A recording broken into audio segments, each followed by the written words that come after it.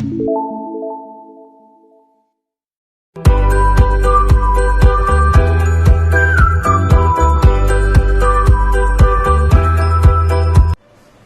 morning students, this is Joy Varghese from Uncovering Chemistry. Today in video 8 we are going to discuss about group 16 elements, right? Group 16 what we say in our modern periodic table. Okay, now in this group 16 elements they are also called chalcogens or chalcogens what we say.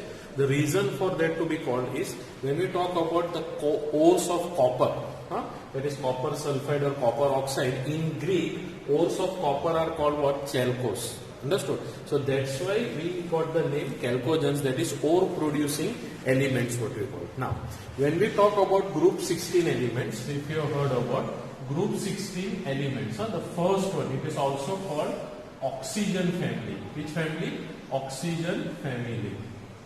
Clear? Now in that we know first is oxygen, sulfur, then selenium. When we say, now you must have heard about what we call it as oxygen. You know, most of the elements of the group, they combine with oxygen to form oxides what we say, and abundant in our atmosphere also, if you have heard about. In atmosphere it is 20%, approximately 20 to 21% what we say. So first one what we say, oxygen, then sulfur, then selenium, tellurium, polonium, and livermorium, like this LV what we call. I think you can see that. Okay, now these two, when we say, they are non-metals, what we call, they are non-metals. This one are metalloids, and this both what we call it as are radioactive elements. Which elements? Radioactive elements. Understood? Now you can see here, just a minute. Okay, they are called radioactive. So here oxygen, sulfur, selenium, tellurium, and polonium, and livermorium what we call it is. Okay, so first two what we call it are non-metal, second two are metalloids what we call, and the last two are radioactive. But in this case we will be only discussing about this four what we say. This one is radioactive, that will come in the next part of our chapters what we say. Okay, so here when we talk about this group 16 elements, these are the group 16 elements. Now there are various things which are given there, that is physical properties are given, chemical properties are given, and based on that certain important compounds, that is dioxygen, if you have heard about how to prepare dioxygen, the properties of dioxide, uses, that all things we are going to discuss next. Okay, so first we will start with the physical property or atomic properties what we said. Now that we are going to start first. Okay, just a minute. Now when we talk about the general electronic configuration,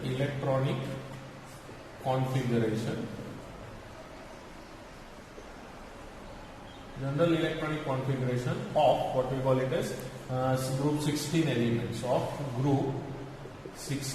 elements, right? So general electronic configuration group 16 element is Ns2 Np4, like this. Okay, now this we already discussed, that is group 16 is there, so 16 minus 10 you do, how much is left out? 6 electrons, and these are the 6 electrons what we are talking about. Understood? Now when we talk about oxygen, atomic number is 8, so it will be 1s2, 2s2 and 2p4. So you can see here this 1s2 can also be written as a common for helium, that is for 1s2, and 2s2 and 2p4. So in this case n is equal to 2 what we say. Clear? That is in second period. It starts from which period? Second period. Then third period, means second period group 16 element, first element what we call it is oxygen. Understood? Then third period, after oxygen what is there? Sulfur. Then fourth period what we say is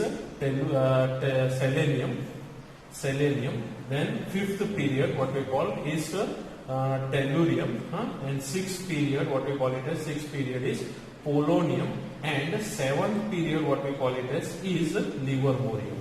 Understood? So I think you can see this here like this. Okay, so livermorium what we call. So this comes in second period, that is oxygen. This is also called oxygen family, and they are also called chalcogens what we say. Okay, just a minute.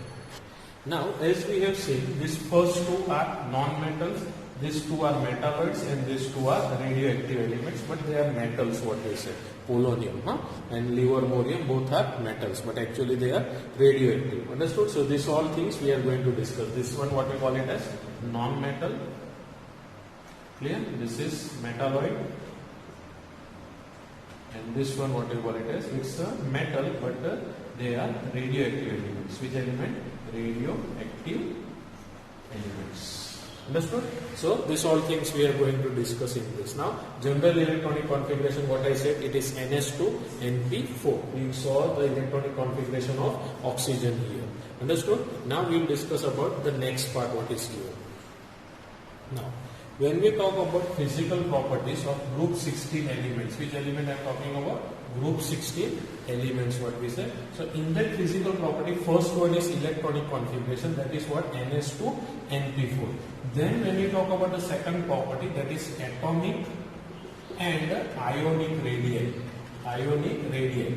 Now, radii, when we say, what I said already, that is for group 16 element, oxygen, sulfur, selenium, tellurium, polonium and livermorium. So this comes in which period? N is equal to 2, second period. Here N is equal to 3, N is equal to 4, N is equal to 5, N is equal to 6 and N is equal to 7. Means when we go down the group, atomic radii, atomic radius keeps on increasing. Now what is the reason for atomic radius to keep on increase? N is equal to 2 means there are 2 shells, what we say. When we talk N is equal to 3, there are 3 shells. So down the group, atomic radii and ionic radii also increases, what we say. Understood? So this you can remember. Then comes the third property, what we say. Third property is about ionization enthalpy. Ionization enthalpy. Okay. Now, when we talk about this ionization enthalpy, you can easily make out from the what we call the shells what are given. That is, what is the meaning of this ionization enthalpy? The energy required for changing an atom into an ion, that is by loss of electron. Okay. So in this case, in your textbook, you can see on page number 187 what is given. What is that? That is ionization enthalpy decreases down the group and it is due to increase in size. Means what is the word here? Ionization enthalpy, okay, also denoted as delta IH. Okay, here decreases down the group, decreases down the group because of increase in size. What is the meaning of that? That is, when we talk about suppose N is equal to 2, means how many shells? 2 shells I am talking about, and in that 2 shell I am going to talk about oxygen. Oxygen we know Z is equal to 8. So it is what? 1s2, 2s2 and 2p4 like this, right? So the last electron, when we say here 1s2 configuration, when we write the configuration of oxygen is like this, what we say, 1s2. 1s2 can be written in box like this, what we say. Then 2s2, sorry, here 2s2 will come, 2s2. Then 2p4. Now when we write 2p4, first you have to fill the electron, that is with a parallel spin like this, okay, and one will be like this. Understood? So now in this case, if you see, to remove this electron, the last electron, or what we call it, last electron, last shell. What is the word? Last shell electron is also called valence electron. Which electron? Valence electron. To remove this last electron, it is easy from here. Now when we talk about why, because the distance between the nucleus where proton is there, proton and this electron, this much distance is there. Now when the shell increases, that is for what? N is equal to 3 when we say, that is total how many shells will be there? 3 shells will be there. Understood? So here proton is there and here the electron of what I am talking about? Sulfur. Sulfur Z is equal to, I think 16 what we say. Understood? So what is the configuration for sulfur? It is neon. Neon means 10. 10 electrons. Then 3s2 and 3p4 means the third electron here. The electron and the proton attraction will be less because the distance is more because of increasing size of the shell. Here the distance is less compared to oxygen and sulfur. When we say to remove an electron from here, it is easy. Why? Because the attraction between the proton, that is which is in the nucleus, and the electron is less compared to the less distance proton and electron. Understood? So when we go down the group, the number of shells increases, and due to which ionization enthalpy what decreases, means easily you can remove an electron and change an atom into an ion. Okay? So this was all about ionization enthalpy. Means ionization enthalpy decreases down the group because of increase in size. Now the next part what is given. Next one what we say, that is the fourth one what we talk about. Now fourth one is electron gain enthalpy. Okay, electron gain enthalpy, from the word only you can see that is accepting an electron. This is losing an electron. Ionization means losing an electron. Electron gain enthalpy means accepting an electron. So when we talk about oxygen, now oxygen Z is equal to 8, we can write like this, the configuration helium, then 2s2 and 2p4. Now in this case 2s2 I can write like this, 2p4 we can write like this. This one is paired and these two are unpaired. So here to accept, and how many maximum electron it can accept to get it paired? 2 electrons. So that's why oxygen, when we say it by gaining 2 electron, it will change into O2 minus or O minus 2 what we call. Understood? So this is the result. It gains 2 electrons. So electron gain enthalpy, when we say here like this it is. Now when we see in your textbook on page number what is given, 187, what is written? Because of the compact nature of oxygen atom. Compact nature means it is the first element of the group and it is smaller in size. Okay. So smaller in size and higher electronegativity. That we will discuss the topic next. But due to its compact nature of oxygen, it has less electron gain enthalpy than sulfur. Why? Because to gain electron, it is difficult. Why? Because here already you can see 2 empty cells are there. Now when we talk about sulfur Z is equal to 60. So neon will be there, and then afterward 3s2 and 3p4 like this. What it means? It's a third shell what we call. So we can say that it has less negative electron gain enthalpy than sulfur. However, from sulfur onwards the value again becomes less negative up to polonium. Means if you see the electron gain enthalpy, it becomes less negative down the group. What it becomes? Less negative. Now if you have seen in your textbook, one table is given of group 16 element.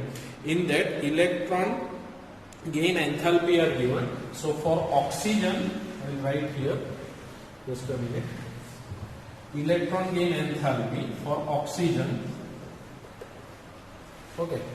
For oxygen, electron gain enthalpy can be written like this, delta EGH. What is the word?